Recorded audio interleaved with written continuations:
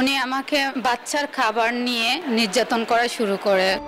গৃহকর্মীকে মারধরের অভিযোগে থানায় জিডি হওয়ার পর ঢাকাই সিনেমার আলোচিত নায়িকা পরীমনিকে গ্রেফতারের দাবি উঠেছে। জানা গেছে 1 বছরের কন্যা সন্তানকে খাবার খাওয়ানোকে কেন্দ্র করে গৃহকর্মীকে মারধর করেন পরীমনি। এই ঘটনায় পিঙ্কি আক্তার নামের ওই গৃহকর্মী ঢাকার ভাটারা থানায় একটি সাধারণ ডায়েরি করেছেন। বিষয়টি নিশ্চিত করেছে ভাটারা থানা পুলিশ।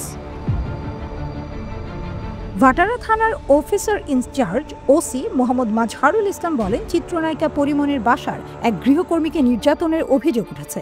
এ বিষয়ে ওই গৃহকর্মী থানায় একটি জিডি করেছে। বিষয়টি আমরা তদন্ত করে দেখছি। গৃহকর্মীকে মারধরের বিষয়টি জানাজানি হলে সামাজিক যোগাযোগ মাধ্যমে পরীমনিকে নিয়ে তুমুল সমালোচনা চলছে। নেটিজেনরা নায়িকাকে গ্রেফতারের দাবিও জানিয়েছেন। আব্দুর রহমান ভুট্টো নামে এক ব্যক্তি লিখেছেন, পরীমনিকে কেন এখনো গ্রেফতার করা হচ্ছে না। নিজাম নামে একজন লিখেছেন, যারা গৃহকর্মীকে নির্যাতন করে তাদেরকে মৃত্যুদণ্ড দেওয়া উচিত। মানিক খান লিখেছেন, যত দ্রুত সম্ভব তাকে গ্রেফতার করা হোক। শরীফুল ইসলাম বলেছেন, তাকে আইনের আওতায় আনা হোক। পরীমনিকে উপযুক্ত শাস্তি দেবার দাবি জানিয়েছেন আশরাফুল ইসলাম নামে আরেক নেটিজেন।